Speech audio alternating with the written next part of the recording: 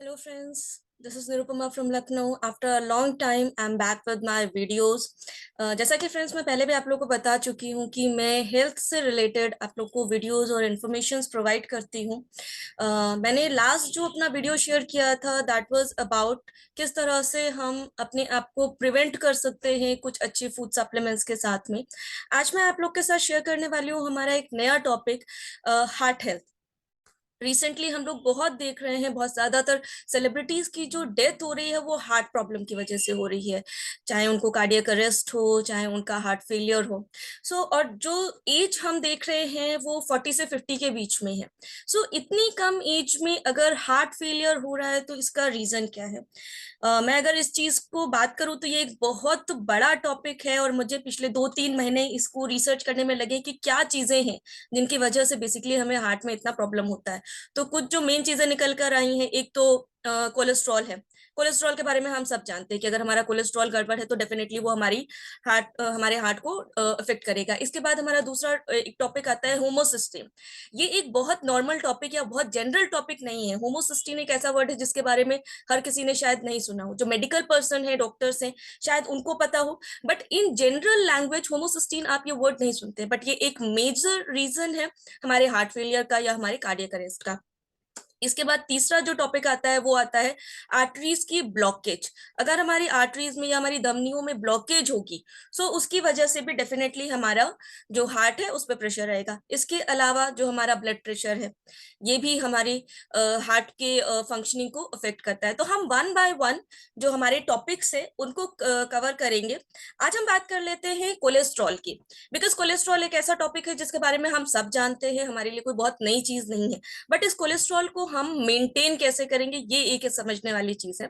Basically हमारी body में दो तरह के कोलेस्ट्रॉल होते हैं, एक हम बोलते हैं गुड फैट और दूसरा होता है बैड फैट। हालांकि गुड फैट बैड फैट जैसा कुछ नहीं है, अगर हम बैलेंस बनाकर रखेंगे तो दोनों ही चीजें हमारे लिए इंपॉर्टेंट है।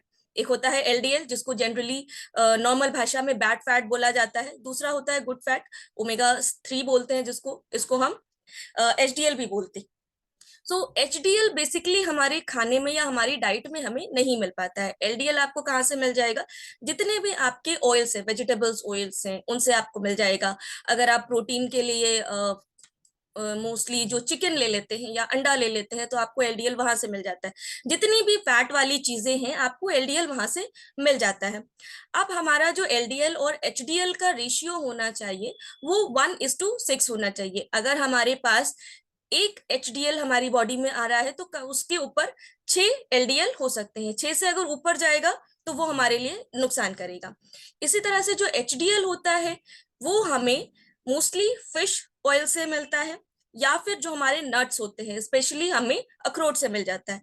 अब जो नट्स हैं वो हम बहुत ज्यादा नहीं खा सकते बिकॉज वो आपको एचडीएल देगा, उसके साथ में ओमेगा 3 देगा, उसके साथ में वो आपको कुछ और ऐसे एलिमेंट्स भी दे देगा जो शायद हमें नुकसान कर जाए या हम डाइजेस्ट ना कर पाए। इसके बाद अगर हम बात करें फिश की तो इंडिया में 50% लोग वेजिटेरियन हैं और जो बाकी के लोग नॉन वेजिटेरियन हैं भी, जो नॉन वेज लेते भी हैं, वो रेगुलर बेसिस पे फिश खाए ये जरूरी नहीं है। जहां तक बात आती है हमारे कोलेस्ट्रॉल की, तो हमारे कोलेस्ट्रॉल को बैलेंस करना कहीं ना कहीं हमारे लिए मुश्किल होता है। तो इसके लिए सबसे अच्छा ये होगा कि आप कोई ना कोई जो हमारा ओमेगा 3 का फूड सप्लीमेंट होता है, फॉर एग्जाम्पल जैसे मैं एमवे के साथ एसोसिएटेड हूँ तो हमारा जो एमवे का ओमेगा 3 आता है that is based on salmon.